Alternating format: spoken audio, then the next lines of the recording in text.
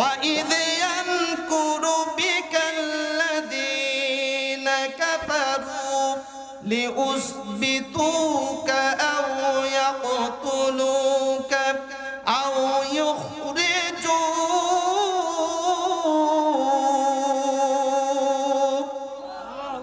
আবু জেহেল একটা আইন পাশ করলো, ওই আইনের মধ্যে অপশন রেখে দিল তিনটা। কয়টা? তিনটা। ওয়াইদ ইয়ামকুরু বিকাল্লাযিনা কাফারু। দারুন নাদওয়া সংসদ ভবনে বসে এখন চিন্তা করছে, কোরআন যদি কায়েম হয়ে যায় আমাদের সব শেষ। আমরা চুরি করতে পারবো না, আমরা ডাকাতি করতে পারবো না, বিচার করতে গেলে দিনের বিচার আইতে শেষ করি টাকা নিয়ে, এটা করতে পারবো না। আমাদের মাতাব্বরি খাটবে না, যে জমি পায় না তাকে জমি দেই, আর যে জমি পায় তার টাকা নিয়ে না দেই, মাল্লি ঠেলি অত্তি দেই, এইগুলো বিচার আমাদের হবে না। সুতরাং এই কোরআন তো পার্লামেন্টে দেওয়া যাবে না। মোহাম্মদকে জেলে বন্দি করতে গেলে একটা মামলা দিয়ে দাও। নাউজুবিল্লাহ বলবেন। আমার ভাইরা, আমি সরাসরি তাফসীরের দিকে যাব। কোন ব্যক্তিগত কথা বলার আমার কোনো ইচ্ছা নাই, আর বলারও দরকার নাই। আছে দরকার? কারণ পৃথিবীতে যারা যখন যে অবস্থায় কোরআনের বিরোধিতা করেছে, যুগে যুগে আল্লাহ তাআলা তাদেরকে ধ্বংস করে দিয়েছে, এটি প্রমাণ। কারণ কোরআনের বিরুদ্ধে তারাই আচরণ করে যারা নমরুদ আর ফেরাউন, যারা হামানের গোষ্ঠী, যারা আবু জেহেলের গোষ্ঠী। আওয়াজ করি বলেন ঠিক কিনা? আমার প্রিয় বন্ধুগণ শুনে রাখেন, এই লালমনিরহাট হাতীবান্ধার মুসলমান, কোরআন এমন একটি কিতাব, আপনি যেখানেই বলবেন, যদি আপনাকে বাধা দেয় থামার কোনো অবকাশ নাই, কোরআন বলতেই থাকবেন। কোরআন বলার মধ্যে আল্লাহর সঙ্গ আছে। সুতরাং বাধা আসবে যেখানে, কোরআনের আওয়াজ চলবে সেখানে। আল হক ওয়া জাহাকাল বাতিল, বাতিল যেখানেই থাকবে কোরআনের হক প্রতিষ্ঠিত করতে হবে। সুতরাং সে কত বড় নেতা হইল আমার দেখার টাইম নাই, সেটা কোন সরকার হইল আমার দেখার টাইম নাই। কোরআন বলতে হবে। বেশি বাড়াবাড়ি করলে পাচার চাম থাকবে না। কথা বলেন ঠিক কিনা? কোন সার আছে না? সাইলা আমার ভাইরা, কথা ক্লিয়ার হবে, কথা ক্লিয়ার। কোরআনের কথা কোনো ইনডাইরেক্ট নাই, সবগুলোই ক্লিয়ার। যারা মেনে নিয়েছে তারা আবু বকর, যারা মানে নাই তারা আবু লাহাব। আমার ভাইরা, আল্লাহ রাব্বুল আলামিন বলেন, এই কোরআন মানুষকে শুনাইতে তার রাসূলকে বলেছেন। আসুন আমরা একটি আলোচনার সাবজেক্ট জেনে নেই। নবী করিম সাল্লাল্লাহু আলাইহি ওয়াসাল্লাম রাষ্ট্রীয় জীবন কিভাবে কায়েম করেছেন, এটাই হচ্ছে আজকের আলোচনার মূল সাবজেক্ট। মনে থাকবে বাবা, নবী আমাদের কিভাবে রাষ্ট্রীয় জীবন কায়েম করেছেন, এটা আমরা ধারাবাহিকতায় শুনব। সম্মানিত প্রিয় ভাই সকল, আল্লাহ রাসূল সাল্লাল্লাহু আলাইহি ওয়াসাল্লাম তার ব্যক্তিগত জীবন, তার ব্যক্তিগত মতামত দিয়ে কোরআন মানুষকে বুঝাচ্ছিলেন। তখন কোরআন নাজিল হয় নাই। নবী করিম সাল্লাল্লাহু আলাইহি সাল্লাম কোরআন বুঝায় না, নাজিল হয় নাই। নিজের জ্ঞান দিয়ে ভালো কথা বলে মানুষকে ইসলামের পথে, দ্বীনের পথে আনতে চায়, কিন্তু এত বুঝায় মানুষ আসে না। তাহলে বলেন, মানুষকে বুঝাতে গেলে কোন কিতাবের দরকার? এটা কার কথা? আসেন, রব্বুল আলামিন বলেন, ওয়া আনজালনা ইলাইকা যিকরা লিতুবাইয়িনা লিন-নাস।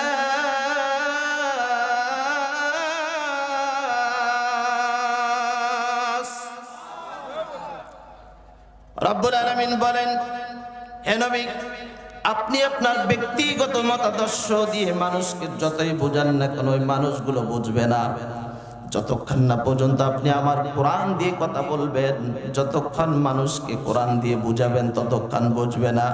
সুতরাং নবী, ওয়া আনজালনা ইলাইকা যিকরা, যে জিকির আমি নাজিল করেছি, যে জিকির আমি অবতীর্ণ করেছি, ওই জিকির দিয়ে মানুষকে বুঝান। আর এই কোরআনের কথা যদি শোনান, তাহলে মানুষগুলোর প্রতি আমার ভয় পয়দা হবে। জোরে বলেন সুবহানাল্লাহ। আমার ভাইরা, নবী করিম সাল্লাল্লাহু আলাইহি ওয়াসাল্লাম এমন একটি বংশে জন্মগ্রহণ করেছেন, বলেন তো সেই বংশটার নাম কি? জোরে বলেন, কি বংশ? কুরাইশ বংশ। যে বংশে জন্মগ্রহণ করছে এই বংশের দাম কম না বেশি? মক্কা গোত্রে, গোটা মক্কার মধ্যে এই বংশটার দাম অনেক বেশি। তো নবী করিম সাল্লাল্লাহু আলাইহি সাল্লাম যখন মা আমেনার গর্ভে, ঠিক তখন বহু আল্লাহ তাআলার অলৌকিক ঘটনা ঘটে গেছে। সেগুলো আমি বলবো না, আপনারা অনেকে জানেন। আমি বিষয়টা বোঝানোর জন্য শুরু থেকে শুরু করলাম। তো নবী করিম সাল্লাল্লাহু আলাইহি সাল্লাম যখন জন্মগ্রহণ করলেন, মক্কার সমস্ত মানুষ, কুরাইশ বংশের সমস্ত মানুষ খুশি হয়ে বললেন, মুসলিম যারা বললেন আলহামদুলিল্লাহ। বলেন না আলহামদুলিল্লাহ? কথাটা মুহূর্তের মধ্যে ছড়িয়ে গেল যে কুরাইশ বংশে একটা ছোট্ট শিশু জন্মগ্রহণ করছে, তার চেহারা, তার সুরত এত সুন্দর, গোটা মক্কা নগরীর মধ্যে এরকম শিশু আর একটিও জন্মগ্রহণ করেন নাই। বলেন সুবহানাল্লাহ, এত সুন্দর। এই কথাটা কিছুক্ষণের মধ্যে রাজনীতিক পর্যায়ে চলে গেল। নেতারা শুনে ফেললেন যে আমেনার গর্ভ থেকে একজন সন্তান জন্মগ্রহণ করছে, খুব মায়াবী, খুব সুন্দর চেহারা। আমার বন্ধুগণ, নেতাগুলো আলোচনা করে সবাই একত্রিত হয়ে পরামর্শ করল, চলো ওই সন্তানকে, ওই শিশুটাকে দেখতে যেতে হবে, কি এমন সুন্দর আদর্শ তার মধ্যে আছে। সকল নেতারা একত্রিত হয়ে কুরাইশ গোত্রে চলে গেলেন। আর ওই মুহাম্মাদকে দেখে সবাই খুশি হয়ে গেলেন, মুহাম্মাদকে দেখে সবাই আনন্দিত হলেন যে কুরাইশ বংশে একটা নক্ষত্র জন্ম নিয়েছে। আমাদের কুরাইশ বংশ তথা গোটা মক্কা নগরী ধন্য হয়ে গেছে। বলেন সুবহানাল্লাহ। গোটা মক্কাবাসী ধন্য। কার জন্মে?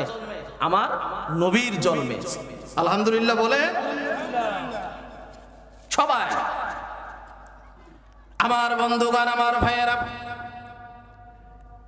নবীজিকে সবাই আদর করে, সবাই মহব্বত করে, সবাই মায়াবী সুরে ডাক দেয়, কুলে নেয়। আল্লাহ নবী, বিশ্ব নবী মুহাম্মদ রাসূলুল্লাহ সাল্লাল্লাহু আলাইহি সাল্লাম কয়েক বছর যাওয়ার পরে আল্লাহ রাসূল সাল্লাল্লাহু আলাইহি সাল্লাম তার মাকে হারিয়ে ফেলেন। শিশু নবী ইতিম হয়ে গেলেন। বংশের অনেক মানুষ থাকার পর তিনি একাকিত্ব জীবন যাপন করতেছেন। কিন্তু এদিকে মক্কার মানুষদের ভালোবাসায় আল্লাহর নবী, বিশ্ব নবী মুহাম্মদ আরবি সাল্লাল্লাহু আলাইহি সাল্লাম আনন্দিত হয়ে বড় হওয়া শুরু করলেন। এক পর্যায়ে নবীজি বড় হতেই হতে ভালো মন্দ বুঝা এই দক্ষতা যখন তৈরি হয়ে গেল, আল্লাহ নবী, বিশ্ব নবী মুহাম্মদ আরবি সাল্লাল্লাহু আলাইহি সাল্লাম দেখলেন সমাজে অনৈতিক কাজ অনেক, সমাজটা ভরে গেছে, জাহিলিয়াতে রূপান্তরিত হয়ে গেছে। মা বেটির মধ্যে কোনো পার্থক্য নাই, বাবার ছেলের মধ্যে কোনো পার্থক্য নাই। মারামারি, কাটাকাটি, হানাহানি, জেল, জুলুম, অত্যাচার, অনাচার, বিবিচার সবগুলাই সমাজের মধ্যে প্রতিষ্ঠিত আছে, সবগুলাই চলতেছে। আল্লাহর নবী, বিশ্ব নবী মুহাম্মদ আরবি এই দৃশ্যগুলো দেখে বাধা দেওয়া শুরু করলেন। বলেন না জোরে আল্লাহু আকবার। জাহিলিয়াতকে পরিবর্তন করার কাজেই হচ্ছে রাসূলের এটা মিশন। 500 বছরের জাহিলিয়াতকে দূর করে ইসলামী হুকুমত কায়েম করে কোরআনকে পার্লামেন্টে বসার মূল উদ্দেশ্য নবীর, এবং তেনাকে আল্লাহ তাআলা সেজন্যই পাঠিয়েছেন। আল্লাহু আকবার বলেন। বাধা না, এটা করা যাবে না, এটা অন্যায়। অন্যায় আমরা করতে পারি না, সেটা যে ধর্মের হোক, যে হোক, অন্যায় করা যাবে? এই জোরে বলেন, যাবে? আমরা অন্যায় সমর্থন করব না। আচ্ছা, আর একদিন যায়, আবার বাধা দেয়, না না ওটা কাজ করা যাবে না, ভাই এটা তো জুলুম, করা যাবে না। এই কথাটা সরে গেল। আমার প্রিয় বন্ধুগণ, যারা আল্লাহর নবী, বিশ্ব নবীকে মহব্বত করে, ভালোবেসে, আদর করে, আল আমিন নাম উপাধি দিয়েছিল কাফেররা। বিশ্বাসী মক্কা নগরীর মধ্যে কুরাইশ বংশের মধ্যে এমন একজন শিশু, তিনি হলেন বিশ্বাসী আল আমিন। যে মানুষগুলো আল আমিন বলছিল, তারা এখন ষড়যন্ত্র করতেছে, কানাকানি করতেছে যে মুহাম্মদ আমাদের ধর্মের কাজগুলোতে বাধা দেয়, এটা নাকি তার ভালো লাগে না। তাহলে কি করা যায়? এই কানাকানি শুরু হয়ে যায়। এইদিকে আল্লাহর নবী, বিশ্ব নবীর বয়স তখন 17 বছর। বলেন সুবহানাল্লাহ। তাহলে 17 বছর বয়স হলে ভালো মন্দ অনেকটাই বোঝা যায়। আর নবীদেরকে তো আল্লাহ তাআলা এমন ভাবে পৃথিবীতে পাঠাইছেন যে আল্লাহ রাসূল সাল্লাল্লাহু আলাইহি সাল্লামের জ্ঞান, আল্লাহ রাসূল সাল্লাল্লাহু আলাইহি সাল্লামের মেধা, তারা ছোট্ট থেকেই নবী। তারা জন্মের পূর্বেও নবী, জন্মের পরে ছোট্ট থেকে নবী। আর নবীদের জ্ঞান বৃদ্ধি করে দিয়েছেন কে? বলেন সুবহানাল্লাহ। 17 বছর বয়স। কি করা যায়? মানুষ তো ফিরে আসে না, মানুষকে তো ফিরে আনতে হবে। একটা সংগঠন চালু করলেন। আপনারা কি এই সংগঠনের নাম জানেন? হিলফুল ফুজুল। কয় বছর বয়সে চালু করছেন? জোরে বলেন, কয় বছর? তাহলে বয়স যদি 17 হয়, দল করার দরকার আছে না নাই? আমাদের সমাজে একটা তথাকথিত কথা আছে, হুজুরেরা মাদ্রাসা মসজিদে চাকরি করবে, দল দল কিসের? আপনারা আওয়াজ দেন, আছেন বাসি? দল কেন করবে? দল করার দরকার কি? এই বাংলাদেশে কি মানুষের অভাব নাই? হ্যাঁ, এত মানুষ থাকতে হুজুরদেরকে দল করতে হবে কেন? উত্তর হলো, নবীজি 17 বছর বয়সে দল করেছেন। যারা নবীর উম্মত, তাদেরকেও দল করা লাগবে। কথা বলেন ঠিক কিনা মুসলমান? সেটা যে হন, হুজুর হন আর হুজুরের মুরিদে হন আর সাগরিতে হন, আপনি যে সেক্টরের মানুষ হন, 17 বছর হলে দল করা আপনার উপর ফরজ করে দিয়েছেন কে? করতে হবে। আমার ভাইয়েরা, আমার বন্ধুগণ, কথাগুলো দিলের কান দিয়ে শোনেন। আল্লাহর নবী, বিশ্ব নবী, মানবতার নবী, কল্যাণের নবী একটি দল গঠন করলেন, হিলফুল ফুজুল সংগঠন তৈরি করলেন। সে সংগঠনটা চালাইতে চালাইতে দীর্ঘদিন চালাইলেন, মানুষকে বুঝাইতে লাগলেন, অনেক অত্যাচারের শিকার হইলেন। আল্লাহর নবী, বিশ্ব নবী যখন এই সংগঠনের মেয়াদ বাড়া শুরু হয়ে গেল, সদস্য বাড়ে না, সবাই ভয় ভীত হয়ে যায়। ভয় আতঙ্ক, যদি আমরা এই হিলফুল ফুজুল সংগঠনে ঢুকি, তাহলে মক্কা নগরীর মধ্যে বড় বড় লিডাররা আমাদেরকে মেরে ফেলবে, হত্যা করবে, আমাদেরকে ফাঁসি দিয়া দেবে। মুহাম্মাদের দলে ঢুকা যাবে না। আর মুহাম্মাদের দলে ঢুকলে এই দুনিয়া আমাদের জন্য হারাম করে দেবে না তারা। কথা কন না কেন? বাংলাদেশে এমন একটা সময় গেছে, ভয়ে ইসলামের কথা বলতে মানুষ সাহস পায় নাই। কথা কন না কেন জোরে মুসলমান? যেদিক থেকে কথা কবে সেদিক থেকে শেষ। আর এমন মানুষ ছিল, যেদিকে চোখ গেছে ওদিক গোটায় সাপ। কথা কয় না কেন? আমার মুসলমান ভাইয়েরা, কথাগুলো স্পষ্ট আকারে বলে দিতে চাই, আয়নার মতো পরিষ্কার। ইসলাম দল করতে গিয়ে যদি শাহাদাতের মৃত্যুবরণ হতে হয়, আমরা শাহাদাতের কাফেলায় দাঁড় হতে চাই, আমাদের জীবন দিতে চাই, ইসলামী দল ছাড়া যাবে না। যারা বাধা হয়ে দাঁড় হবে, তাদেরকে আমরা সঠিক জবাব দেব। কথা বলেন ঠিক না? ঠিক মুসলমান? মুসলমানের ঈমান থাকবে সেই ঈমান, যে ঈমান ছিল ওমরে ফারুকের। আল্লাহু আকবার বলেন। আর ভাইরা, বিশেষ করে আওয়ামী লীগের সময় জামাতি ইসলামের কথা যাই বলছে ওয়াই বলছে। কথা কয় না কেন? ও কথা কয় যাইবে না। শিবির তো আরো শেষ। মানে শিবির যারা করে এরা মানুষই নয়, এদের ভাবনা ছিল। আমার একটা ঘটনা মনে পড়ে গেল, বলবো? কিছুদিন আগে আমার খুব কাছের চাচা করি বলি, তা বলতেছে, বাবা মেয়েকে বিয়ে দেওয়া লাগে, করে আওয়ামী লীগ, একটু ভাবসাব আছে, কথাবার্তা হয়, তো মেয়েকে বিয়ে দেওয়া লাগে, একটা ছেলে দেখো ভালো সৎ চরিত্র। তা আমি বললাম, চাচা কি রকম ছেলে দেখবো, কোন সেক্টরে? কয় শিবির হইলে ভালো। আচ্ছা, কি মাথা কি ঠিক আছে? করে আওয়ামী লীগ, খোঁজে কাজ। মোর চাচা ফাজলেমি করেন, আমার সাথে আপনার ভাতিজা হইয়া। কয় না বাবা, এটাই সত্য। আমি বললাম কেন? কয় এদের মধ্যে যে ভদ্রতা, এদের মধ্যে যে শান্তশিষ্ট ইসলাম, এটি কোনো যুবকের মধ্যে পাওয়া যায় না। সুবহানাল্লাহ বলবেন না? বাংলাদেশে শিবির থেকে আতঙ্ক হয়েছিল যারা, রাতে রাতারে দিনের প্রকাশ্যে ছাত্রলীগের নাম দিয়ে গাঁজাখোর, মদখোর, টেন্ডারবাজি, মাস্তানি, দুর্নীতি, ছিনতাই, রাহাজানি, টাকা চুরি, মানুষের বাড়ির গরু চুরি সব করে সার করে দিয়েছে। আর শিবিরকে তারা গালি দিয়েছে। আমি বলতে চাই, যারা শিবিরকে গালি দিয়েছো তারা অবৈধ সন্তান। কথা বলেন ঠিক কিনা? এরা বুঝতে পারছে টকশু নির্বাচনের পরে টাকা, এটা কেমন কথা? সমস্ত ক্যাম্পাসগুলোতে যেগুলোতে এর আশপাশ ভিত্তি পারতো না, সেগুলোর মূল চেয়ারে বসিয়ে দিয়েছেন তিনি কে? জোরে বলেন, তিনি কে? আমার ভাইরা, তাহলে বলেন কথা কোথায় ছিল? 17 বছর বয়স হলে কি করা লাগবে? দল করা লাগবে। সেটি আপনার বিবেক বলে দিবে যে কোন দল করলে আমি পরকালে মুক্তি পাবো, এটা আপনার বিবেক বলবে। আমার ভাইয়েরা, আমার বন্ধুগণ, কথাগুলো দিলের কান দিয়ে শুনবেন। আল্লাহর নবী, বিশ্ব নবী একাধারে 40 বছরে যখন পৌঁছে গেলেন, মোট আল্লাহ রাসূল সাল্লাল্লাহু আলাইহি সাল্লাম এই দল করতে গেলেন। দল করে করে মানুষের সদস্য হলো 13 জন। কয়জন? লোক বাড়ে না, ভয় আসে না। আল্লাহ রাব্বুল আলামিন, আল্লাহ নবী, বিশ্ব নবী চিন্তিত হয়ে গেলেন। আল্লাহর নবীর মনটা খুব খারাপ হয়ে গেল। আল্লাহর নবী, বিশ্ব নবী যখন মনমরা হয়ে গেল, আল্লাহ রাব্বুল আলামিন সুসংবাদ বাণী পাঠায় দিলেন। হযরত জিবরাইল আলাইহিস সালাতু ওয়াস সালামকে পাঠায় দিলেন। আর জিবরাইল আসি বললেন, ইয়া রাসূলুল্লাহ, ইয়া হাবিবাল্লাহ, নবী গো, চিন্তিত হবেন না, মনটা খারাপ করবেন না, কারণ আপনার আল্লাহ আপনাকে এখনো পর্যন্ত ছাড়ি দেয় নাই। সঙ্গে সঙ্গে আল্লাহর কোরআনের আয়াত জিবরাইল বলে দেয়, ফাযাক্কির বিল কুরআনি মান ইয়াখাফু ওয়াঈদ।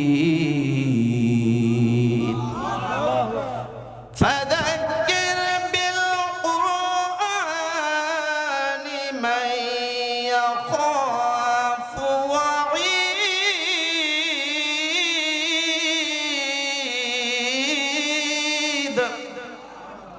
হে রাসূল, আপনার উপরে যে কিতাব আমি নাজিল করব, এই জিকির দিয়ে আপনি মানুষের সামনে কথা বলেন। আর এই জিকির দিয়ে যখন আপনি মানুষের সামনে কথা বলবেন, মানুষের মনে আল্লাহর কোরআনের কথা ঢুকলে মানুষের ভিতরে হেদায়েত দেওয়ার দায়িত্ব কার? আমার ভাইয়েরা, আল্লাহর নবী, বিশ্ব নবী মুহাম্মদ আরবি সাল্লাল্লাহু আলাইহি সাল্লাম চিন্তিত হয়ে গেলেন। ওই সময় আম্মা জান খাদিজাতুল কুবরা রাদিয়াল্লাহু তাআলা আনহা ডাক দিয়ে বললেন, ওগো আমার স্বামী মুহাম্মদ, আপনি কেন এত টেনশন করে গেলেন? কি হলো আপনার হঠাৎ করে? আল্লাহ রাসূল সাল্লাল্লাহু আলাইহি সাল্লাম বলেন, খাদিজা, দীর্ঘদিন এই সংগঠনে কাজ করলাম, ফলাফল পাইলাম না। মানুষ পরিবর্তন হয় না, মানুষ খারাপের দিক থেকে ভালোর দিকে আসতে চায় না। কি করলে এই সমাজকে ভালো করা যাবে, এই সমাজে কোরআনের, এই সমাজে ভালো প্রতিষ্ঠিত হবে, এটাই চিন্তা করতেছি। আল্লাহর নবী, বিশ্ব নবী এই চিন্তা করতে করতে নবীজির শরীরটা ঘেমে গেল। আম্মা জান একটা চাদর আল্লাহ রাসূল সাল্লাল্লাহু আলাইহি সাল্লামের গায়ে পরায় দিলেন। আল্লাহর নবী, বিশ্ব নবীর গায়ে সঙ্গে সঙ্গে জ্বর এসে গেল। আর ওই মুহূর্তে জিবরাইল এসে ডাক দিল, হে রাসূল, আপনি ঘরের মধ্যে বসে চিন্তা করলে হবে না, স্পেশালি একটা আমি আপনার জন্য বরাদ্দ করে দিয়েছে। সেই জায়গা হলো হেরা গুহা। সুবহানাল্লাহ বলেন। আল্লাহর নবী, বিশ্ব নবী হেরা গুহায় চলে গেলেন। আমার নবী, বিশ্ব নবী, মানবতার নবী, কল্যাণের নবী, একদিন নয়, 2 দিন নয়, 5 বছরের উপরেই এই হেরা গুহার মধ্যে ধ্যানে থাকলেন। বলেন সুবহানাল্লাহ। কয় বছর? 5 বছর। হেরা গুহাটা এমন একটা জায়গায় অবস্থিত, কিতাবের মধ্যে আছে, মুফাসসিরিনগণ কেরাম বলেন, এই হেরা গুহায় যদি কেউ যেতে চায়, যদি 20 বছরের 25 বছরের যুবক হয়, সেই হেরা গুহা যেতে খুব কষ্ট হয়, অনেক দূর উঠতে হয়। এখন তো সিঁড়ি হয়েছে, যারা হাজিরা গিয়েছে তারা জানে, কিন্তু ওই জায়গা পর্যন্ত পৌঁছিতে খুব কষ্ট। আমার নবী, বিশ্ব নবী সেখানে ধ্যানে ছিলেন। দীর্ঘদিন ধ্যানে থাকার পরে আর ওই জায়গায় যিনি আল্লাহ রাসূল সাল্লাল্লাহু আলাইহি সাল্লামকে খাবার পৌঁছিয়েছিলেন তিনি হলেন আম্মা জান খাদিজাতুল কুবরা। আম্মা জান খাদিজাতুল কুবরা রাদিয়াল্লাহু তাআলা আনহা ওই জায়গায় খাবার নিয়ে যায় আর আমার আল্লাহ আরশে আজিম থেকে খুশি হয়ে যায়। আমার নবী বিশ্ব নবী মুহাম্মদ সাল্লাল্লাহু আলাইহি সাল্লাম বলেন, খাদিজা এমন একটি পাহাড় বেয়ে হেরা গুহায় আসতে হয়, এই পাহাড়ে একজন যুবক উঠতে কষ্ট হয়, তুমি কিভাবে এই পাহাড়ে আসো? আম্মা জান খাদিজা রাদিয়াল্লাহু তাআলা আনহা বলে, দিনের নবী মুহাম্মদ এখানে দাঁড়িয়ে থাকবে আর আমি তার স্ত্রী হয়ে বাড়িতে থাকবো, তা হতে পারে না। আপনার সন্তানাদি দেখা, পরিবার দেখা এবং আপনার খোঁজ খবর নেওয়ার দায়িত্ব আমার। সুতরাং যতই কষ্ট হোক আমার স্বামীর যেন কষ্ট না হয়, এটা আমি করেই যাব। বলেন সুবহানাল্লাহ। আমার ভাইয়েরা, সংক্ষেপ, একদিন শেষ সময় কোরআন আসবে, ওই দিনে আল্লাহ রাব্বুল আলামিন জিবরাইলকে পাঠিয়ে দিয়েছেন এবং রাসূলের কানে কানে জিবরাইল আসি বলতেছে যে ইয়া রাসূলুল্লাহ, কোরআন এখনই নাজিল হবে, কিন্তু এই মুহূর্তে আমি আপনার সামনে উপস্থিত, আমার দাম এত বেশি, সমস্ত ফেরেশতার লিডার আমি জিবরাইল। সুবহানাল্লাহ বলবেন না? কেন হয়েছে? এই কোরআনটি আমার মাধ্যমে আপনার কাছে আসার কারণে আল্লাহ তাআলা আমার দাম বেশি করে দিয়েছে। সুবহানাল্লাহ বলেন।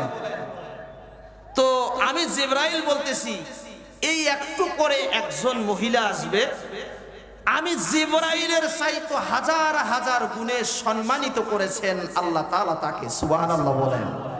তো রাসূল দেখতে পেলেন কিছুক্ষণ পর খাদিজা আসলো। খাদিজা চলে যাওয়ার পরে আল্লাহ রাসূল জিজ্ঞাসা করলেন, জিবরাইল তুমি একটু আগে বলছিলা যে একজন মহিলা আসবে, সে আমার থেকেও দামি, কারণ কি? কয় কারণ এইটা, এই পাহাড় উঠতে একজন যুবকের কষ্ট হয়, একজন যুবকের এত পরিমাণ কষ্ট হয়, সেই পাহাড় ভেদ করে কোটিপতি ঘরে জন্মগ্রহণ করে খাদিজা আপনারে বলে নাই। সুতরাং এই কষ্টে আল্লাহ তারে আরশে আজিম থেকে সালাম জানিয়েছে। জোরে বলেন সুবহানাল্লাহ। আমার ভাইয়েরা, কোরআন নাজিল হওয়া শুরু হয়ে গেল। আল্লাহর নবী বিশ্ব নবী কোরআন দিয়ে এখন সমাজ পরিবর্তন করবেন। এটা কার কথা? এ জোরে বলেন, কার কথা? এই কোরআন দিয়ে সমাজ পরিবর্তন করবেন। 23 বছর করেছেন, হয় নাই। 17 থেকে 40 কয় বছর? 23 বছর হিলফুল সংগঠনে কাজ করেছেন, ফায়দা হয় নাই, তখন কোরআন আসেনি। তাহলে মানুষের পরিবর্তন করতে গেলে একটি কিতাবের প্রয়োজন, একটা জবান বন্ধ রাখবেন না। সেই কিতাবের নাম কি? জোরে বলেন, নাম কি? এ মুসলমান, আমরা তো দেখতে পাই এই কোরআন শুধু মাদ্রাসায় পড়া এটাই সমর্থন, এই কোরআন দিয়ে নামাজ পড়া সেটাই সমর্থন, এই কোরআন দিয়ে বাবা মরলে দাওয়াত খাওয়া সেটাই সমর্থন, এই কোরআন দিয়ে বাচ্চা মুক্ত পড়বে সেটাই সমর্থন। মুসলমানের ঘরে জন্মগ্রহণ করে এই কোরআন দিয়ে যারা সমাজ পরিবর্তন করতে চায় না, যারা রাষ্ট্র চালাইতে চায় না, আল্লাহর কসম করে বলি, সে দেখতে মুসলমানের মতো হতে পারে, সে মুসলমান নয়। কথা বলেন ঠিক কিনা? আমাদের সমাজে আছে না নাই? কয় এমনি চলবে। আমাদের কি বুদ্ধি বেরেন কম? মাথা মোটা নেতার ঘরে বুদ্ধি বেরেন বলে খুব কম নয়, বেশি। এখনকার নেতার মাথা মোটা কি কারণে জানেন? ঘুষ চতুর্দিকে খালি হাওয়ায় উড়াচ্ছে। কথা কয় না কেন? আমি কি আপনাদেরকে কষ্ট দিচ্ছি? আপনারা কি রাগান্বিত হচ্ছেন? তাহলে এই কোরআন দিয়ে সমাজ পরিবর্তন করতে চাইলে যারা বাধা দেয়, তারা দেখতে মুসলমানের মতো হলেও এরা মুসলমান নয়। জোরে কথা বলেন ঠিক কিনা? আমি তো চিন্তা করি যে মুসলমানের ঘরে জন্মগ্রহণ করি, কোরআন দিয়ে সমাজ পরিবর্তন করতে চাইলে এটা বাধা দেয় কেন? এটার কারণটা কি? আসলে দেখবেন, ডান কানে আযান আর বাম কানে ইকামত, সব বিধিবিধান নৈতিকতা যখন ঠিক থাকবে, ইনশাআল্লাহ এই কোরআনে বাধা দিবে না তারা। কথা বলেন ঠিক কিনা মুসলমান? সামনে কোরআন দিয়ে দেশ চলবে, সামনেই কোরআন পার্লামেন্টে যাবে। আপনারা চান কি চান না? এই কোরআন সংসদে যাওক, আপনারা চান? কারা কারা চান? চিল্লায় দুই হাত উঠে দেখা।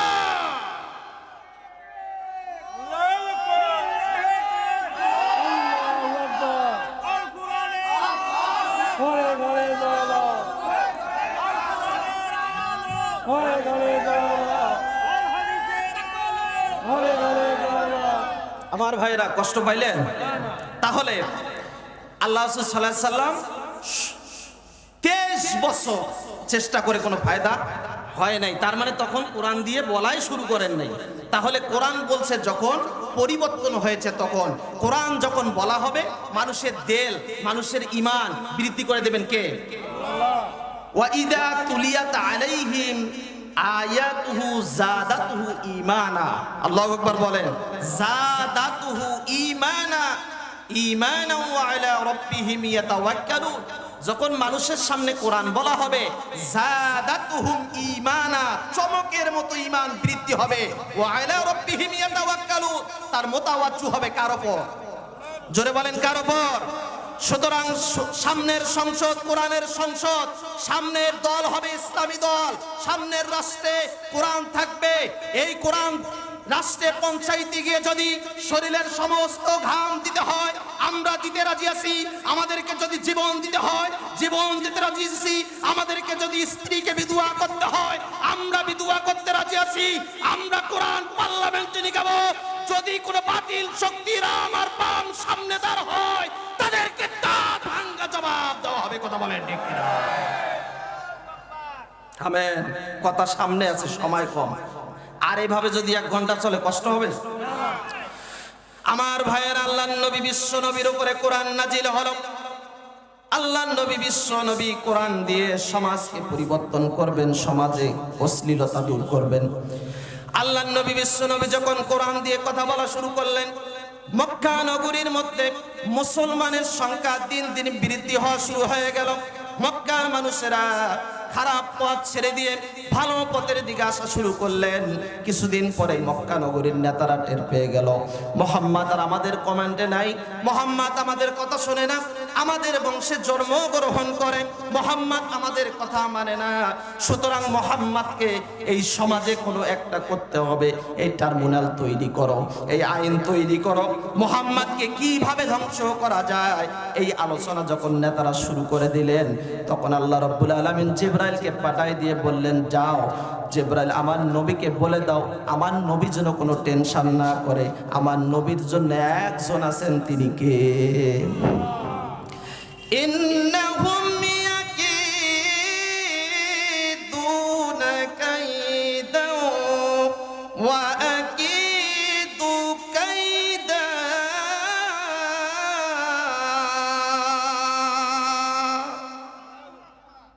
ইন্নাহুম ইয়াকিদুনা কাইদা, নিশ্চয়ই হে রাসূল ইয়াকিদুনা কাইদা, তারা কায়দা করতেছে কি সিস্টেমে আপনাকে গাহেল করা যায়। কে বলতেছেন? হ্যাঁ, আপনারা আওয়াজ দেন না কেন? কে বলতেছেন? নিশ্চয়ই তারা কায়দা করতেছে। ইন্নাহুম ইয়াকিদুনা কায়দা, এরা এত কায়দাবিদ, তারা জানে না যে ওয়াকিদু কায়দা, এদের কায়দার চেয়ে বড় কৌশলকারী রব আমি আল্লাহ। সুবহানাল্লাহ বলেন। ফামাহিলিল কাফিরিনা আমহিলহুম রুয়াইদা। হে রাসূল, সমস্ত কায়দাবিদ, সমস্ত এই উগ্রবাদীরা যে কায়দায় কায়দা করুক, আমি তাদের ওই কায়দার মাঝ দিয়ে আপনাকে রক্ষা করব, টেনশন করিয়েন না। বলেছেন কে? আল্লাহর নবী বিশ্ব নবীর কাছে যখন আসি গেল মেসেজ, আল্লাহর নবী টেনশন ছাড়া চললেন, সামনের দিকে যাচ্ছেন। আল্লাহর নবী বিশ্ব নবীকে নিয়ে কথা কানাকানি শুরু হয়ে গেল। নেতারা কায়দা করে আল্লাহর নবীর উপর কষ্ট দেওয়া শুরু করলেন। তায়েববাসীদের যুবকদেরকে লাগায় দিলেন, মুহাম্মাদের গায়ের উপরে অঝরে পাথর ঝরা শুরু করে দাও, মুহাম্মাদকে কষ্ট দাও, তাহলে তারা সে বুঝতে পেরে আমাদের দলে আসবে। কিন্তু মুসলমান বলেন, আল্লাহর নবীকে জাহিলিয়াতকে পরিবর্তন করার জন্য পাঠাইছেন কে? কষ্ট তো হবেই, এর দেহে প্রাণ থাকবে, একদিন মরতে হবে, এটা কার কথা? নবীজির কাছে তায়েববাসীদের অঝরে পাথর যুবকদের। কেন পাথর? যে নবীজি যেন এই কষ্টগুলো পাওয়ার পরে আমার কাছে আসি, আবু জেহেলের কাছে আসি, মাথা নত করে দেয়, চাচা এত কষ্ট আর সহ্য হয় না, আমি আপনার দলে আছি, এই কথা যেন বলে। এটাকে বাধ্য করার জন্য একটার পর একটা কায়দা করেছেন কাফেরেরা। বলেছেন কে? জোরে বলেন কে?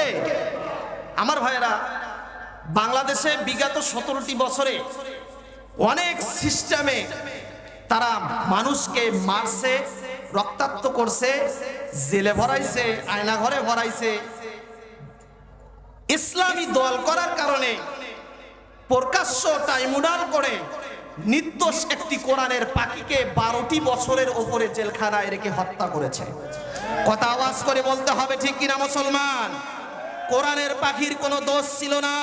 তিনি আল্লাহর কসম করে বলেছি, আমি সাইদি, আমার গায়ে কোনো রাজাকারের কাদামাটি পড়েনি, আমি তাদের সাথে সংযুক্ত নয়।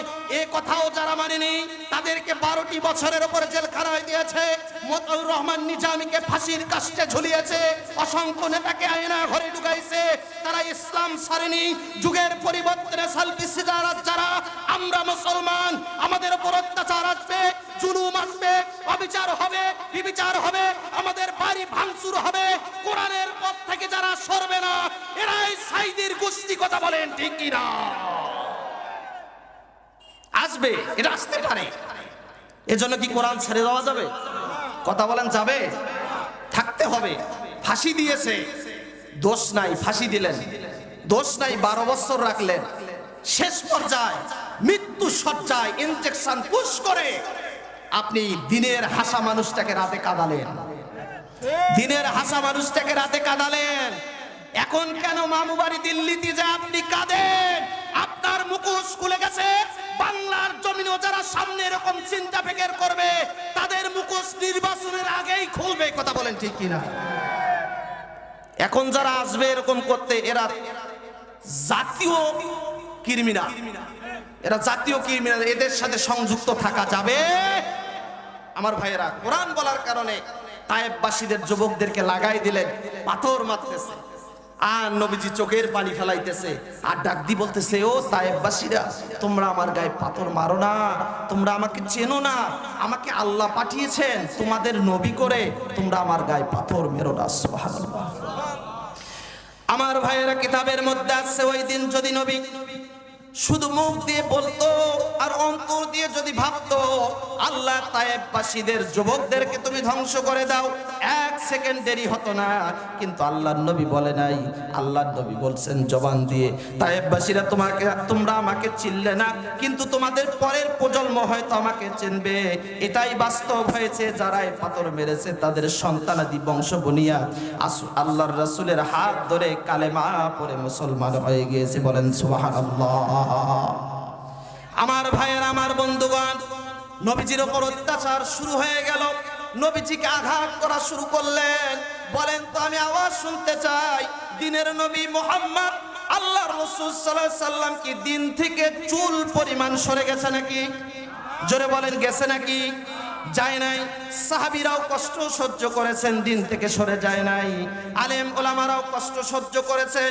হাজার হাজার মানুষকে শাপলা চত্বরে রাতের মধ্যে কারেন্ট অফ করে আপনারা হাজার হাজার সন্তানদেরকে হত্যা করেছেন।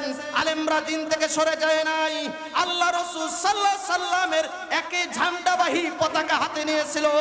আমি বলতে চাই, এই মজলিসে যারা আছেন, আমার সামনে যারা কোরআন শুনতেছেন, আমরা কি ওয়াদা করতে পারি না, কোরআনের জন্য যদি জীবন দিতে হয়, জীবন দিতে রাজি আছি। কোরআন পার্লামেন্টে নিয়ে যাবো। কথা বলেন ঠিক কিনা? আমার ভাই, কোরআন নিয়ে যেতে হবে কোথায়? পার্লামেন্টে। বলেন ইনশাআল্লাহ। আপনারা যারা রাগ হচ্ছেন, হতে পারেন, কোনো সমস্যা নেই, বাড়ি যে গ্যাসের ট্যাবলেট খেয়ে ঘুমাইবেন। আমার ভাইয়েরা, আমার নবীজি বিশ্ব নবী কষ্টকে স্বীকার করে নিলেন। নেতারা চিন্তিত হয়ে গেলেন, পাথর খেয়েও নবী পরিবর্তন হলো না, কি করা যায়? আল্লাহর নবী বিশ্ব নবীকে এখন অ্যাঙ্গেলে মার দাও, নবীকে লাঞ্ছিত করো। কি করবেন? আল্লাহর নবী যেহেতু কোরআন বলে, এই কোরআন নাকি সত্য কিতাব। আবু জেহেল বলল, ওর একটা নাম দাও, পাগল। কি নাম দাও? পাগল। আল্লাহ রাব্বুল আলামিন সূরা কালামের মধ্যে বলেন, মা আনতা বিনি'মাতি রাব্বিকা বিমাজনুন।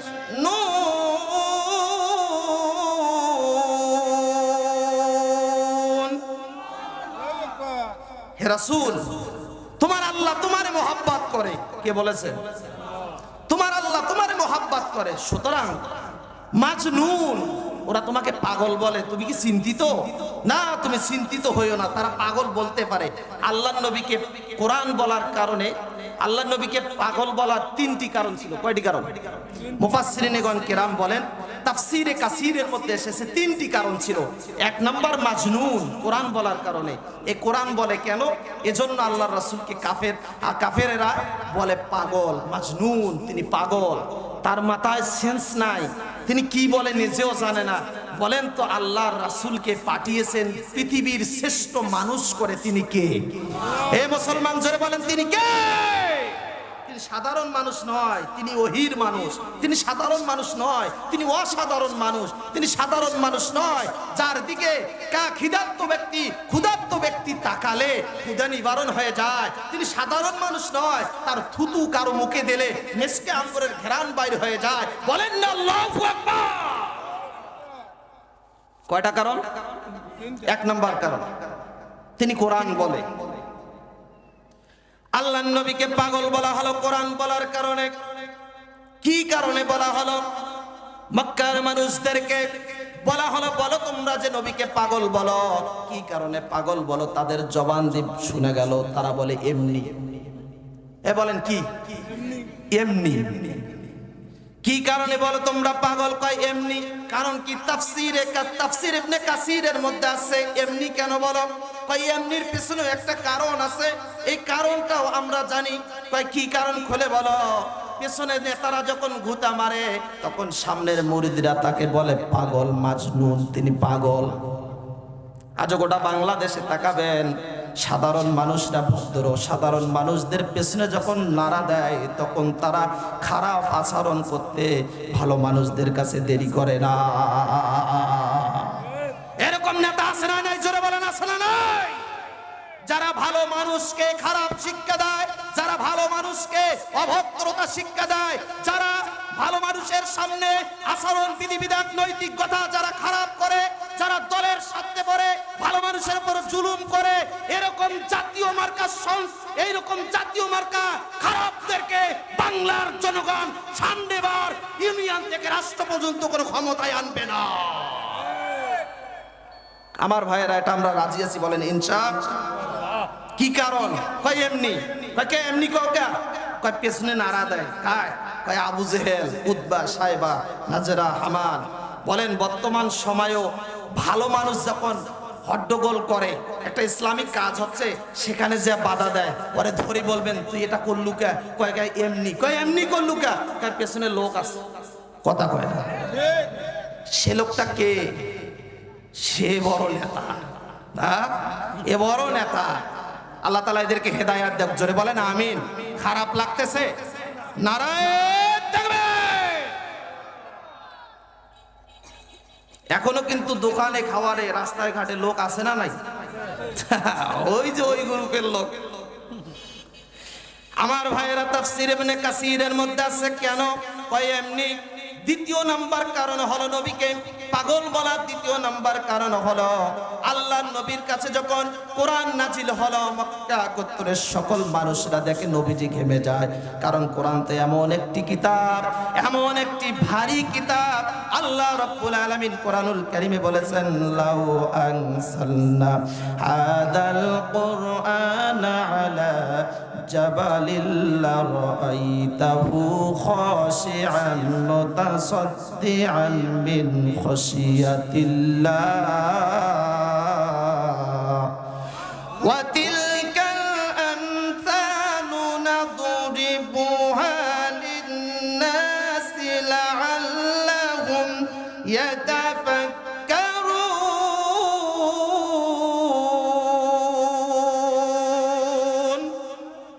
এটা এমন একটি কিতাব, লাউ আনসালনা হাযাল কুরআনা আলা জাবাল, এটা ভারী, এটা মজবুতশীল কিতাব। নবীকে পাগল বলার দ্বিতীয় নাম্বার কারণ, এই কোরআন যখন নাজিল হয় নবীজি ঘেমে যায়, নবীজি জ্বর আসে, নবীজি বিছানায় শুয়ে পড়ে, আম্মা জান খাদিজা তার মাথা টিপায় দেয় আর তার খেদমতে শরীক হয়ে যায়। এই চিত্রগুলো কাফের বেঈমানেরা দেখে বলে ইনি পাগল। কি বলে? পাগল। আল্লাহর নবী বিশ্ব নবীকে ওই কারণে পাগল বলা হলো।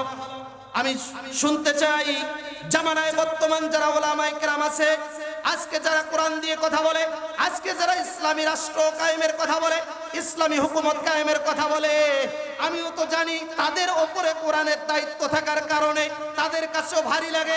তারা বলতে চায়, হারে দেশে তো অনৈতিক কাজ হয়, দেশে তো টেন্ডারবাজি হয়, মানুষের জোরপূর্বক জমি দখল হয়, এটা করা যাবে না। কোরআন যখন রাষ্ট্রে যাবে, জমি দখল হবে না, মানুষের ছিনতাই হবে না, মানুষের মেয়ের ইফটিজিং হবে না, রাস্তাঘাটে ডাকাতি হবে না। আলেম ওলামা যখন মাথা ঘেমে যায়, এই সত্য কথা যখন বলে, জামানার কিছু শ্রেষ্ঠ নেতা আছে, এরা কাতারে দাঁড় হয়ে বলে এরাও নবীজির মতো পাগল। কথা বলেন ঠিক কিনা? এরকম লোক আছে না নাই? কেন? ওই তো কথা একটাই, এই কোরআনের ভারী, এই কোরআনের অনেক ওজন দিয়েছেন কে? রব্বুল আলামিন বলেন যে আলেমরা কোরআনের হক কথা বলবে না, কোরআন দিয়ে কথা বলবে না, কোরআনই রাজ কায়েম করার চেষ্টা করবে না, কোরআনের হুকুমত কায়েম হোক, এটা যে আলেম চাবে না, আল্লাহ রাব্বুল আলামিন ওই আলেমকে গাদা বলে ডাক দিয়েছেন। কি বলে? এটা আমার কথা না, কোরআনের কথা। রব্বুল আলামিন বলে, মাসালুল লাযীনা হুমিলুত তাওরাতা সুম্মা লাম ইয়াহমিলুহা কামাসালিল হিমারি ইয়াহমিলু আসফারা। আল্লাহু আকবার বলে।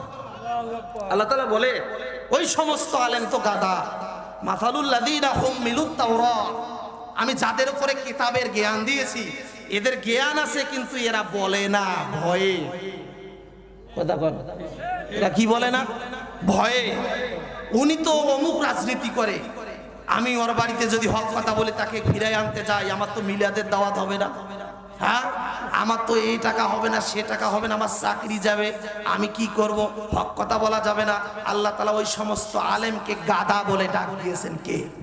এ জোরে কথা বলেন না কেন আপনারা? গাদা বলেছেন কে?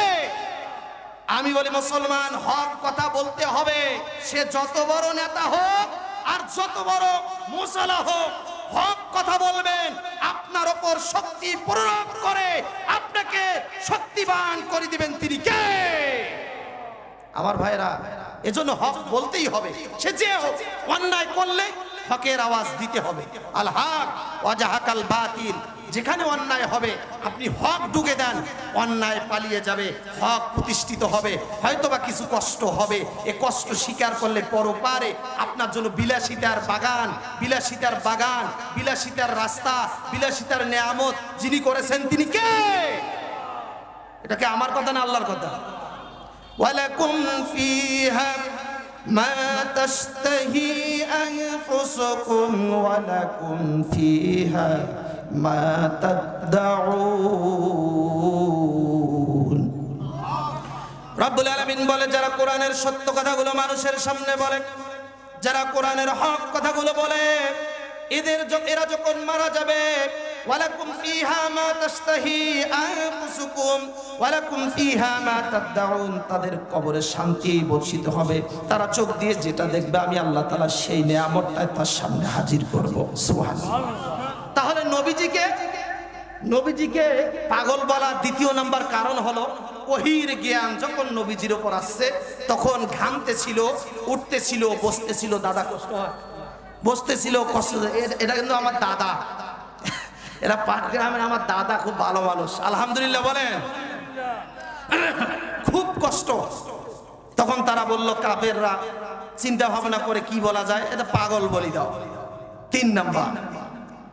তিন নম্বরে পাগল বলা তাফসীর ইবনে কাসিরের মধ্যে আছে। নবীজিকে 3 নম্বরে পাগল বলল কেন? নবী করিম সাল্লাল্লাহু আলাইহি সাল্লাম যখন দেখলেন মানুষ মানুষের পায়ে সিজদা দেয়। কার পায়ে? জোরে বলেন, কার পায়ে? মানুষ হয়ে মানুষের পায়ে সিজদা দেয়, এটা তো মেনে নেওয়া যায় না। মূর্তি বানায়া যার জীবন নাই, কোনোদিন জীবন দেওয়ার মতো সিস্টেমও নাই, ওই মূর্তির পায়ে সিজদা দেয়। নবীজি কি সাল্লাল্লাহু আলাইহি সাল্লাম এটি দেখার পরে বাধা দিলেন, এই খবরদার, এর মধ্যে কোনো জীবন নাই, আর জীবন থাকলেও তাকে সিজদা করা যাবে না, এটা শিরক। ইন্না শিরকা লা যুলমুন আযীম, যে শিরিক করে সে কার সাথে জুলুম করে? আর আপনারা কথা কন না।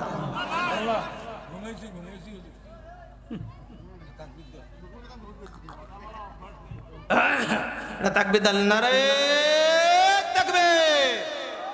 আজকার মাহফিল লিল্লাহি তাকবীর।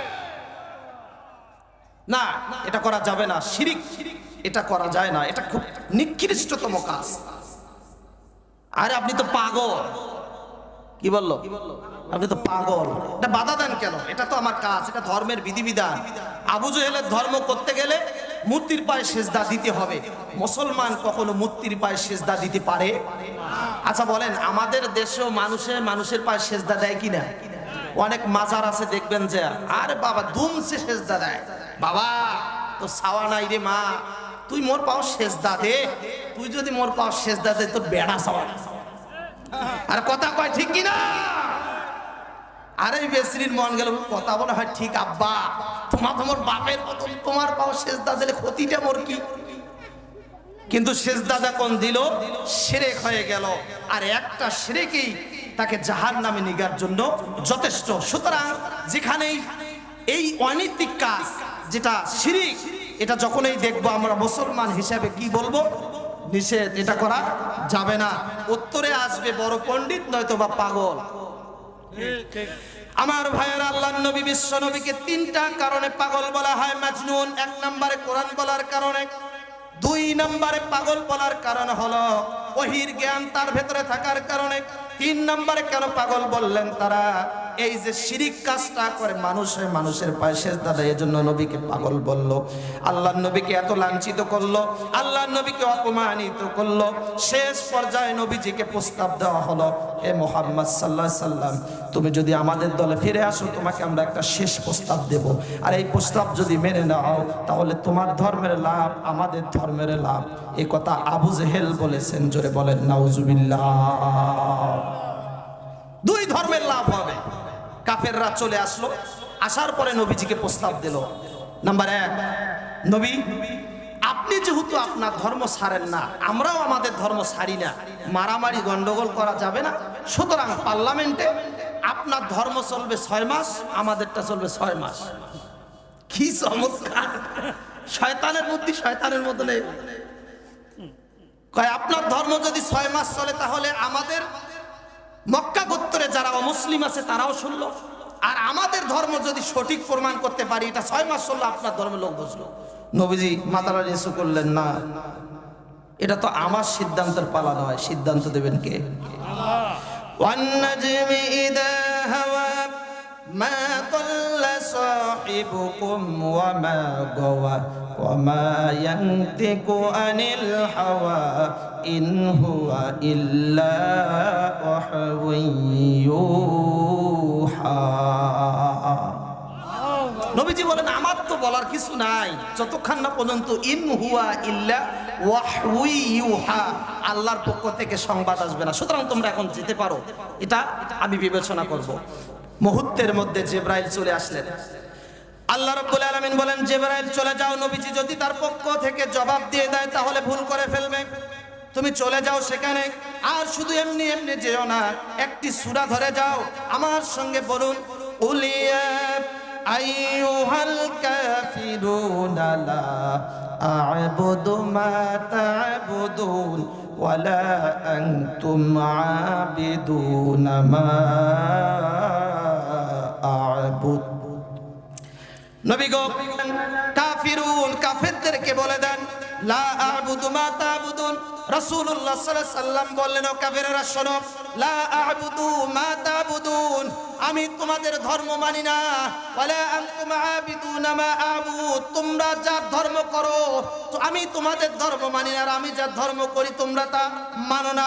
লাকুম দীনুকুম ওয়ালিয়া দীন, ধর্মের ব্যাপারে কোনো বাড়াবাড়ি করা যাবে না, তোমাদের ধর্ম তোমার কাছে, আমার ধর্ম আমার কাছে। সুতরাং ধর্ম চলবে আমাদের জীবন যতদিন বেঁচে আছে, কোরআনী হুকুমত কায়েম করব, এটাই হলো নবীজির মিশন। বলেন সুবহানাল্লাহ। নবীজির মিশন হলো ইসলামী রাষ্ট্র কায়েম করা। এখন নবীজির উম্মতের মিশন কি? ইসলামী রাষ্ট্র বাদ দেওয়া? এ জোরে বলেন, বাদ দেওয়া। তাহলে ইসলামী রাষ্ট্র কায়েম করতে গেলে এই সিলটা কোথায় দিতে হবে?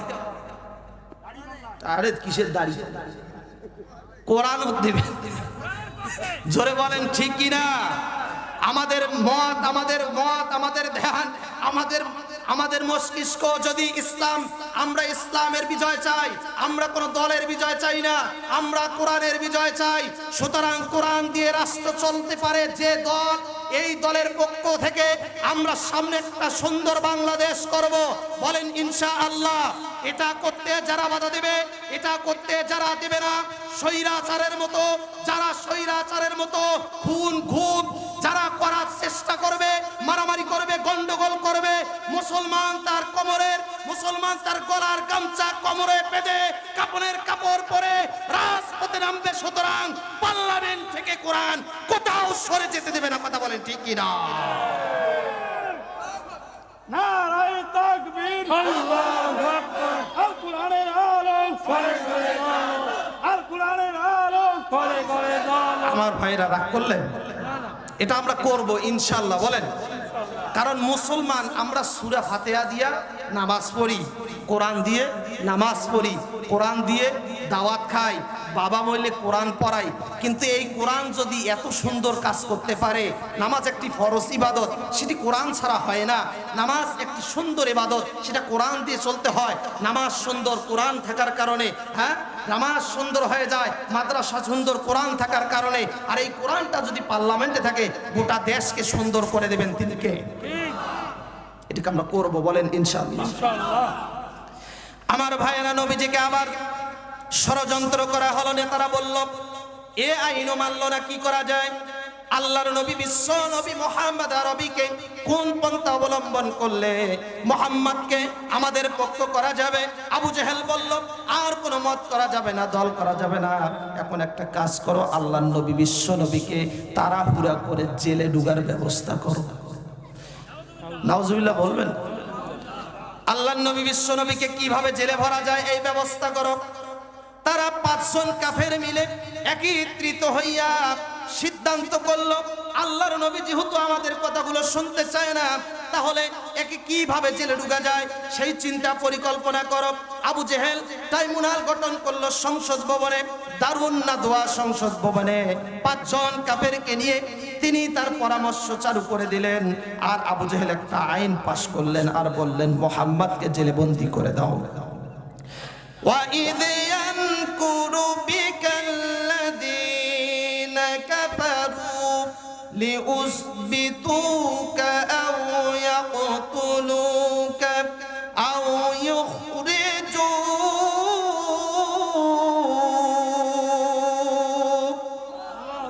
আবু জেহেল একটা আইন পাশ করলো। ওই আইনের মধ্যে অপশন রেখে দিল 3টা। কয়টা? 3টা। وَإِذْ يَمْكُرُ بِكَ الَّذِينَ كَفَرُوا, দারুন নাদওয়া সংসদ ভবনে বসে এখন চিন্তা করছে, কোরআন যদি কায়েম হয়ে যায় আমাদের সব শেষ। আমরা চুরি করতে পারবো না, আমরা ডাকাতি করতে পারবো না, বিচার করতে গেলে দিনের বিচার আইতে শেষ করি টাকা নিয়ে, এটা করতে পারবো না। আমাদের মাতাব্বরি খাটবে না, যে জমি পায় না তাকে জমি দেই, আর যে জমি পায় তার টাকা নিয়ে না দেই, মাল্লি ঠেলি অত্তি দেই, এইগুলো বিচার আমাদের হবে না। সুতরাং এই কোরআন তো পার্লামেন্টে দেওয়া যাবে না। মুহাম্মদকে জেলে বন্দি করতে গেলে একটা মামলা দিয়ে দিল। নাউজুবিল্লাহ বলবেন? কি দিল? মামলা দিয়ে দিল। মামলার ধারণ দেখেন, 3 অপশনের ধারণ দিয়ে একটা মামলা দিল। ওয়াইয ইয়ামকুরু বিকাল্লাযীনা কাফারু, কাফেররা বলল যে হ্যাঁ এইবার মুহাম্মদ সোজা হবে। বলেন, কোরআন যার সিনায় থাকে, কোরআনের যার পক্ষ থেকে, আল্লাহর রাসূলের মোহাব্বত যার পক্ষ থেকে, জেল আর জুলুম কি ভয় করতে পারে? এ জোরে বলেন মুসলমান, পারে? প্রথম নাম্বার অপশন, আও ইয়াকতুলুকা, তাকে জেলে বন্দী করে দাও। আমার নবী বিশ্ব নবী মুহাম্মদ আরবি সাল্লাল্লাহু আলাইহি ওয়াসাল্লামের কাছে যাওয়া হলো। নবীজি বসা অবস্থায় আছেন। ওই মুহূর্তে মক্কার বাহিনীরা চলে গেল। আর মুহাম্মদ আরবি সাল্লাল্লাহু আলাইহি সাল্লামকে বললেন, হে রাসূল, আপনার উপর মামলা হয়েছে, আপনাকে যেতে হবে। আল্লাহর নবী বিশ্ব নবী সহ মোট 53 জন মানুষকে, শুধু একাই নয়, মোট 53 জন মানুষকে নবী করিম সাল্লাল্লাহু আলাইহি সাল্লাম সহ ধরে আবু জেহেলের কেন্দ্রীয় কারাগার শিয়াবে আবু তালেবে নিয়ে গেল। আল্লাহর নবী বিশ্ব নবী ওখানে নিয়ে যাওয়ার পরে শুধু একটি মাত্র প্রশ্ন করেছিলেন, ও কাফেরেরা বলো আমার অপরাধ কি? এ কাফেরেরা বলো আমার অপরাধ কি? মক্কার সমস্ত নেতাগোতা সবাই মাথা নিচু করে দিয়ে বলল, আমরা কিছু জানি না। কথা কন না ঠিক কিনা? কি বললো? আমরা কিছু জানি না। আমাদের দেশে এরকম মামলা মনে হয় নাই। কথা কয় না, আছে না? নাই। আমাদের দেশে এলে চলে না, আসামি ধরিনি গিয়া মামলা সাজায়। তাহলে বলেন তো এর মামলা হইল কোন দিন আর ওয়ারেন্ট জারি হইল কোন দিন? মামলা আসামি নিগার পরে হয়, এর আগে হয় না। এলা তাগুত শক্তির তাবেদারি যারা, তারা এ করে, ঠিক কিনা? জোরে কর মুসলমান। আও ইয়াকতুলুকা, এ কাফেরেরা, এ মক্কার বাহিনীরা বলো আমার অপরাধ কি? 53 জন মানুষকে যে ধরলেন, কোন অপরাধের কারণে ধরলেন এটা বলে দেন। আমরা জানি না, নেতার উপরের অর্ডার, উপরের অর্ডার, ধরতে হবে, ধরে আনছি। থাকলো নবীজি একদিন নয়, 2 দিন নয়, 3টা বছর। নাউজুবিল্লাহ বলেন। আল্লাহর নবী বিশ্ব নবীকে সেখানে ভরে দেওয়া হলো। আল্লাহর নবী বিশ্ব নবী, মায়ার নবী, রহমাতাল লিল আলামিনকে দিনের পর দিন যায় নবীজির খানা দেয় না। আল্লাহর নবী বিশ্ব নবী 3টি বছরে গাছের লতা পাতা খেয়ে নবীজি জীবন যাপন করলেন। আল্লাহর নবী বিশ্ব নবী দুর্বল হয়ে পড়ে গেলেন। আল্লাহর নবী ডাক দিলেন, ও আমার সাহাবীরা, আমার সাথী সঙ্গীরা, তোমরা আমাকে একটু ধরো, আমি দাঁড় হব। আল্লাহর নবী বিশ্ব নবী দাঁড় হওয়ার জন্য সাহাবায়ে কেরামকে যখন বললেন, সাহাবায়ে কেরাম চোখের পানি ছেড়ে দিলেন আর ডাক দিয়ে বললেন, ও আসমান জমিনের মালিক আল্লাহ, যার জন্য আপনি আসমান বানাইছেন, জমিন বানাইছেন, যার জন্য আপনি এই কুল কায়নাত সৃষ্টি করেছেন, তাকে আজকে খানা ছাড়া জেলখানার মধ্যে হত্যা করে যে আবু জেহেল, আল্লাহ তুমি আসমানের মালিক স্বয়ং হয়ে থাকো, এই নবীজির দ্বারাই মক্কার মাটিতে কোরআনী হুকুমত কায়েম করে দিও। দোয়া করছে সাহাবী, কবুল করেছেন আল্লাহ। সুতরাং যাকে ধরে বিনা অপরাধে জেলখানায় ঢুকাইছে হাসিনা, ওই আলেম দোয়া করেছে, আল্লাহ এই নারীর পতন তুমি দিও। যা বলেছে তাই হয়েছে। এটি কার কথা? চিল্লায় বলে। বিনা কারণে ধরলেন। তিনি যা যা বলল তাই একটা একটা করে ফলে দিলেন। তিনি কে? কোরআনের পাখিটারে চেনে না। হায় হায়, গোটা পৃথিবী কেঁদেছে তার মরণে। আলহামদুলিল্লাহ বলেন। এরকম সিপাহে সালাহ, এরকম রাহাবাদের উত্তরসূরি যারা আছে, আমরা তাদের পেছন ছাড়বো না। বলেন ইনশাআল্লাহ। আল্লাহর নবী দাঁড় হতে পারে না। সাহাবায়ে কেরাম বলে, ইয়া রাসূলুল্লাহ, ইয়া হাবিবাল্লাহ, আপনি বলে দেন কি কারণে মক্কার মানুষ আমাদেরকে কষ্ট দেয়? আল্লাহর নবী বিশ্ব নবী বলেন, ও আমার সাহাবীরা শোনো, তোমাদেরকে যারা বিনা কারণে কষ্ট দিল তাদেরকে আল্লাহ রাব্বুল আলামিন কোনোদিন বলবে না। যারা ঈমানের পক্ষে থাকবে, সত্যের পক্ষে থাকবে, কোরআনের পক্ষে থাকবে, তাদেরকে আল্লাহ রাব্বুল আলামিন বলবেন না। আল্লাহ রাব্বুল আলামিন কোরআনুল কারীমে বলেন, ফামান তাবিআ হুদায়া ফালা খাউফুন আলাইহিম ওয়ালা হুম ইয়াহজানুন।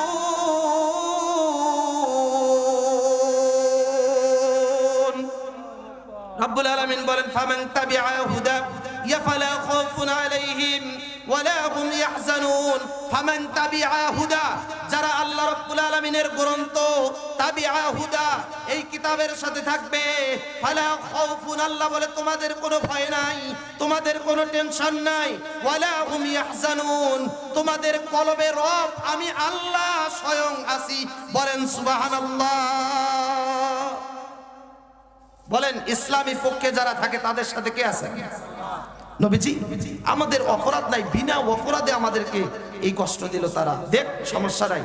আবু জেহেল 3 বছর পূর্ণ হওয়ার পরে আসি দেখতেছেন মোহাম্মদকে যেভাবে রাখা হয়েছিল ঠিক কিছুটা পরিবর্তন হইল, ঠিক ওই রকমই আছে। 53 জনেই ওই রকমই আছে। আবু জেহেলের তো রাগ বাড়ি গেল। আবার সংসদ ভবনে ঢুকিয়া বলতেছে, এটা দি হবে না, আও ইয়াকতুলুকা, এটা দি হবে না। এখন আরেকটা কাজ করো, লিউজবিতুকা এটা দিয়ে হবে না, এখন আউ ইয়াকতুলুকা এটা চালু করে দাও, তাকে রাতের মধ্যে গোপনে হত্যা করে দাও। কি অপরাধ?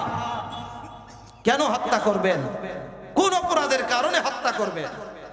এটা তো থাকা দরকার। কোনো মানুষ যদি ফাঁসির আসামি হয়ে যায়, তার অপরাধ থাকার দরকার আছে না নাই? গোপনেও থাকার দরকার আছে, প্রকাশ্যও থাকার দরকার আছে। কিছুদিন আগে একটা ফাঁসির রায় হয়েছে, আপনারা জানেন? হ্যাঁ, জানেন কিনা? এত অপরাধ সবার চোখে চোখে, সবার দেখা, ইনি প্রকাশ্য অপরাধ করেছে, তো এই অপরাধের ফাঁসি হয়েছে। আর এর ফাঁসি হওয়াটা এর খুব আগে হওয়া দরকার ছিল। কথা বলেন ঠিক কিনা? কিন্তু আমার নবীর অপরাধ কি? কোরআন বলার কারণে, কোরআন দিয়ে সমাজ চলার কারণে। সুতরাং সামনেও যারা কোরআন দিয়ে সমাজ চলুক এটা যারা চাবেন, তাদের উপরে অত্যাচার আসবে, এটা কি সহ্য করা যাবে ইনশাআল্লাহ? জোরে বলেন ইনশাআল্লাহ। আমার ভাইয়েরা, আপনি যদি কোরআনের দল করেন, কোরআন দিয়ে যদি সমাজকে পরিবর্তন করতে চান, রাষ্ট্রকে পরিবর্তন করতে চান, আপনি যদি একামতে দিন কায়েম করতে চান, আপনার এমন হতে পারে আপনি রাতের মধ্যে বিছনায় শুইছেন, আপনার বাড়িতে কেউ আগুন লাগিয়ে দিতে পারে, আপনার বাড়ি ভাঙচুর করতে পারে, আপনাকে ডেকে নিয়ে গিয়া রাস্তার মাঝতলে মেরে ফেলতে পারে। সুতরাং মুসলমান একটি কথা মনে রাখবেন, কোরআনের সাথে থাকলে মরলেও জিতবেন, বাঁচলেও জিতবেন। সুতরাং কোন মুহূর্তে এক সেকেন্ডের জন্য যদি মরতে হয় সেটা কোরআনের জন্য মরবো, এক সেকেন্ডের জন্য যদি বাঁচতে হয় কোরআনের জন্য বাঁচবো। কোন রাম আর বাম শক্তির তাবেদারি এই হাতীবান্ধা লালমনির হাটের মুসলমান করতে পারে না, পারে না, পারে না। কথা বলেন ঠিক কিনা? তাবেদারি করা যাবে না, তাগুত শক্তির কোন তাবেদারি আমরা করব না, বলেন ইনশাআল্লাহ। নবী করিম সাল্লাল্লাহু আলাইহি সাল্লামকে হত্যা করে দাও, এটা আবু জেহেল বলল, না না এটা করা তো যায় না। অনেক কাফেরেরা বলল, না ডাইরেক্ট যদি হত্যা করে দেই আর এটা যদি প্রকাশ হয়, মিছিল হবে, মিটিং হবে, হ্যাঁ নিউজ হবে, এটা করা যাবে না। সুতরাং এর বিপরীত কিছু করা যায় কিনা এটা বলেন, এটা কাফেরদের পরামর্শ। আবু জেহেল বলল, তাহলে একটা কাজ করো, আউ ইউখরিজুকা, তার নাগরিকত্ব বাতিল করে দাও। নাউজুবিল্লাহ বলেন, তাকে দেশ থেকে তাড়িয়ে দাও, এ দেশে তার জায়গা নাই। আও ইউখরিজুকা, তার নাগরিকত্ব বাতিল করে দাও। আমার নবীজি বিশ্ব নবী, মায়ার নবী, কোরআন বলার কারণে, কোরআন দিয়ে দেশ চলুক এটা চাওয়ার কারণে তার নাগরিকত্ব বাতিল করে দিতে চায় কারা? তারা তো খুব দূরের লোক নয়, তারা আপন গোষ্ঠী জ্ঞাতি। আবু জেহেল হলো পাড়া প্রতিবেশী চাচা এবং জড়িত নিজের চাচা পর্যন্ত আছেন। তারা বলল না, মেরে ফেলা যাবে না, তাকে দেশ থেকে বিতাড়িত করে দিয়ে দাও। এক পর্যায়ে সিদ্ধান্ত নিল কাফেরেরা। সিদ্ধান্ত নেওয়ার পরে যখন আল্লাহর নবী বিশ্ব নবীকে এই দেশ থেকে বিতাড়িত করে দেবে, একজন উপদেষ্টা ছিল আবু জেহেলের, তার নাম হলো হিশাম ইবনে ওমর। তিনি পরামর্শ করে যখন বাড়িতে গেলেন, এই লোকের বয়স ছিল 82 বছর। এই লোক যখন বাড়িতে চলে গেলেন, বাড়িতে যাওয়ার পরে বিছনার মধ্যে শুইছে, কিন্তু বিছনার মধ্যে শোয়ার পরে আল্লাহ তার ঘুম হারাম করে